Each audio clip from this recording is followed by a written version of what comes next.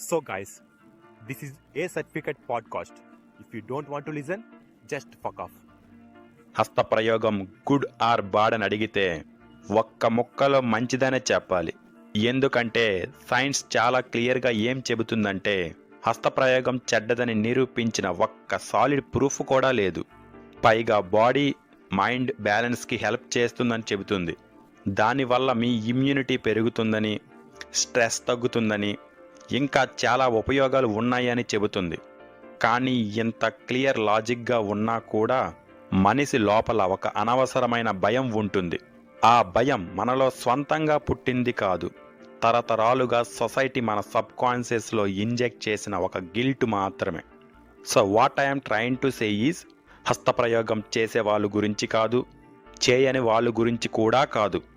అసలు ప్రమాదం ఎక్కడ ఉందంటే ఇది చేయకూడదు అని స్ట్రాంగ్ నిర్ణయం తీసుకొని దాన్ని ఒక యుద్ధంలా మార్చుకున్న మనస్తత్వంలో ఉందా లోపం. ఫిలాసఫీ ఏం చెబుతుందంటే ఏదైనా సహజమైన దాన్ని శత్రువుగా మారిన క్షణం నుండి మనిషి తనతో తానే యుద్ధం మొదలు పెడతాడు. ఆ యుద్ధంలో గెలుపు ఉండదు, కేవలం అలసట మాత్రమే ఉంటుంది. సైకాలజీలో ఒక బ్రూటల్ ట్రూత్ ఉంది, the law of reverse effect. అంటే నువ్వు ఏదైనా చేయకూడదని అదే నీ మెదడులో అంతే బలంగా తిరుగుతుంది. ఒక ఎగ్జాంపుల్ చూద్దాం. నువ్వు ఒక గదిలో కూర్చున్నావు అనుకో, ఎవరో వచ్చి ఇప్పుడు కోతి గురించి ఆలోచించకు అని చెప్పారనుకో, ఆ క్షణం నుండి నీ మెదడు వచ్చే మొదటి బొమ్మ ఏంటంటే అది ఖచ్చితంగా కోతే. ఎందుకంటే మన మెదడు వద్దు అనే మాటను ఇగ్నోర్ చేయదు, ఇమాజిన్ చేసుకోవడం మొదలు పెడుతుంది. ఇదే హస్తప్రయోగం విషయంలో కూడా జరిగేది ఇదే. నువ్వు అనుకున్నట్లుగా ఇది డిసిప్లిన్ కాదు. నువ్వు ఒక భావాన్ని సప్రెషన్ చేసినప్పుడు అది తిరిగి విషంగా మారుతుంది. హస్తప్రయోగం చేస్తే మహా అయితే కొన్ని నిమిషాలు పోతాయి, కానీ ఇది పాపం, ఇది తప్పు అనే ఆలోచనతో దాన్ని అణిచివేస్తే రోజంతా నీ ఎనర్జీ డ్రైన్ అవుతుంది. నువ్వు ఏ పని చేస్తున్నా, చదువుతున్నా, నడుస్తున్నా నీ మైండ్ బ్యాక్గ్రౌండ్లో అదే రన్ అవుతుంది. ఫిలాసఫీ ఏం చెబుతుందంటే మనిషిని కూల్చేది చర్య కాదు, ఆ చర్యపై తన పెట్టుకున్న నమ్మకం. అలాగే హస్తప్రయోగం కూడా నువ్వు దాన్ని తప్పు అనే భావం లోతుగా క్రియేట్ చేసుకున్న క్షణం నుండి నీ మొత్తం ఫోకస్ దాని మీదే పడుతుంది.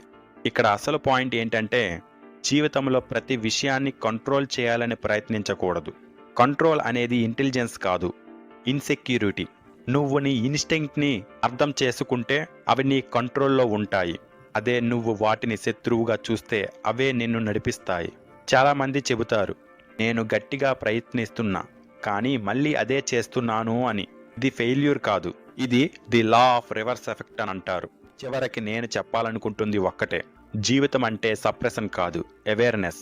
హస్తప్రయోగం చేయడం సమస్య కాదు, చేయకపోవడము సమస్య కూడా కాదు, కానీ దాన్ని మోరల్ బ్యాటిల్ ఫీల్డ్గా మార్చుకోవడమే అసలైన సమస్య. నువ్వు ఎంత బలంగా తప్పించుకోవాలని ప్రయత్నిస్తే అంతే వేగంతో అదే గోతులో పడతావు. తప్పించుకునే మార్గం పోరాటం కాదు, ఆ చర్యని నువ్వు అర్థం చేసుకోవడం. ఎందుకంటే శత్రువుతో యుద్ధం చేయొచ్చు, కానీ నీ స్వభావంతో కాదు.